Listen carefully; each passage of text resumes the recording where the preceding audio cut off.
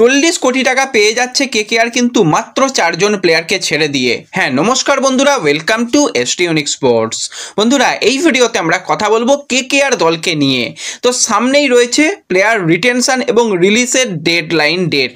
তো সেই জায়গাতে কিন্তু কেকেআরের বড় চমক, সবথেকে বেশি টাকা নিয়ে হয়তো অকশনে যেতে চলেছে কেকেআর। তো কোন প্লেয়ারদের কেকেআর ছাড়ার পরিকল্পনা করেছে, কি আপডেট রয়েছে, সেগুলোই তোমাদের সঙ্গে শেয়ার করে নেব এই ভিডিওতে। তাই ভিডিও শুরু করার আগে একটাই রিকোয়েস্ট, চ্যানেলে যারা প্রথমবারের জন্য এসেছো মনে করে চ্যানেলটাকে সাবস্ক্রাইব করে নিও, তাহলে প্রিয় দলের খেলার সমস্ত আপডেট তোমরা এখানে পেয়ে যাবে। তো চলো আর দেরি না করে ভিডিও শুরু করা যাক। তো লাস্ট আইপিএলে কিন্তু কেকেআরের অবস্থা খুবই খারাপ ছিল। তো কেকেআর কিন্তু প্রচুর পরিবর্তন করবে। সবার আগে কেকেআর যেটা করেছে, কোচ পরিবর্তন করে নিয়েছে। তো সেই জায়গায় অভিষেক নায়ারকে কিন্তু আমরা দেখতে পাচ্ছি bowling coach, spin bowling coach, তো অনেক কোচিং স্টাফেও পরিবর্তন হবে। এবং এই বছরে যে আইপিএলে কেকেআর দলটা খেলালো, পরের বছরে কিন্তু দল অনেকটা বদলে যেতে চলেছে। কারণ বেশ কিছু প্লেয়ার যাদের অনেক বেশি টাকা দিয়ে কেকেআর দলে রেখেছিল, তাদের পারফরমেন্স সেই লেভেলে ছিল না। তো যার পারফরমেন্স সেই পিক লেভেলে নেই, তাকে অত টাকা দিয়ে রাখার কোনো মানেই হয় না। তো সেই জায়গাতে অনেকগুলো প্লেয়ারকে কেকেআর ছেড়ে দেবে এবং বিধ্বংসী বেশ কিছু প্লেয়ারকে কিন্তু কেকেআর অকশন থেকেও নিতে চলেছে। তো কাদের নিতে পারে সেটা পরে একটা কোনো দিন অবশ্যই আমরা আলোচনা করব। তো কোন প্লেয়ারদের ছেড়ে দেবে, তো সেটা নিয়েই কিন্তু মূলত আলোচনা রয়েছে এই ভিডিওতে।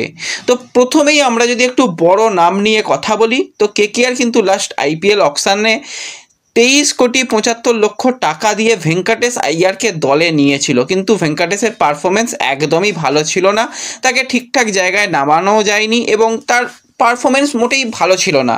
তো এই 23 কোটি টাকা দিয়ে ভেঙ্কটেশকে রাখার কোনো মানেই হয় না।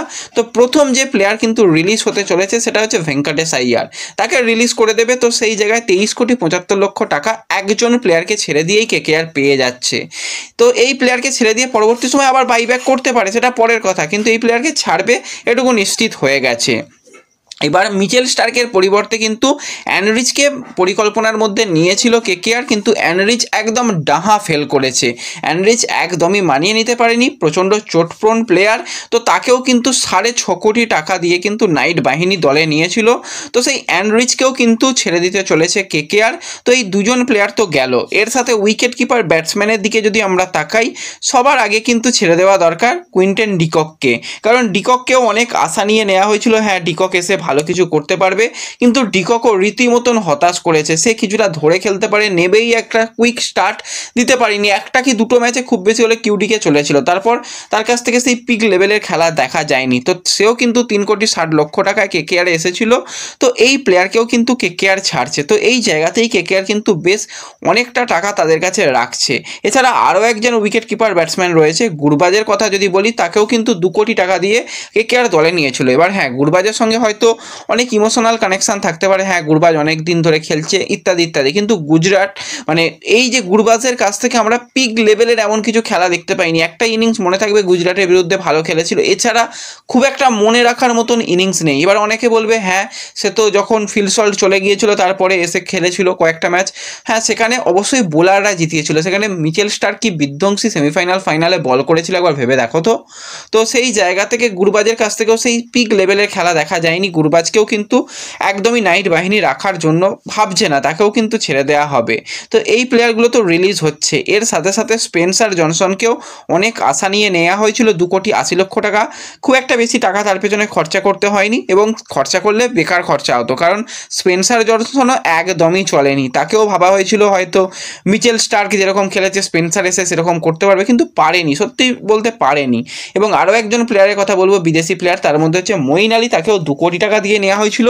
এবার মঈন আলীর একটা এজ হয়েছে, তো সেই জায়গায় আপগ্রেড করা উচিত। মঈন আলীর পারফরমেন্স খুব খারাপ হয়েছিল আমি বলবো না, ব্যাট হাতে কিছু ম্যাচে কিছু রান করলেও বল হাতে মূলত মঈন আলী দুর্দান্ত গেম চেঞ্জার হয়েছিল বেশ কিছু ম্যাচে। এবং মঈন আলী প্রথম দিকে যে ম্যাচগুলো খেলছিল কেকেআর কিন্তু জিতছিল, মঈনকে বসিয়ে দিলেই আবার হেরে যাচ্ছিল।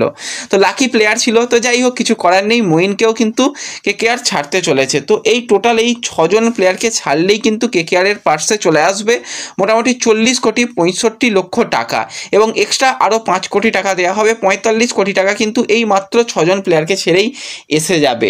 এছাড়া কেকেআর কিন্তু আরও বেশ কিছু প্লেয়ারকে রিলিজ করতে পারে, যেরকমটা একদম শেষের দিকে একজন রিপ্লেস প্লেয়ারকে নিয়ে আসা হয়েছিল তাকে রিলিজ করতে পারে। এছাড়া যদি কথা বলি আরও 2-1 জন প্লেয়ারকে যদি কেকেআর মনে করে কিন্তু রিলিজ সেক্ষেত্রে করে দিতে পারে, করে দিয়ে মোটামুটি একটা ভালো টাকা নিয়ে যেতে পারে। এবার রাসেলকে কি করবে আমি জানি না, রাসেলের সঙ্গে একটা ইমোশনাল কানেকশান রয়েছে। রাসেল যতদিন খেলবে খেলুক, কারণ রাসেলকে যদি রিলিজ করে দেয় সেখানেও কিন্তু অনেকটা টাকা পাওয়া যাবে এবং রাসেলকে অকশান থেকে রাসেলের খুব একটা দাম হবে বলেও মনে হয় না। তাকে রিলিজ করে দিয়ে বাইব্যাক করার চিন্তাভাবনা থাকতে পারে, কিন্তু ওই একটা ইমোশনাল কানেকশান তাকে খুব সম্ভবত রিটেনই করবে।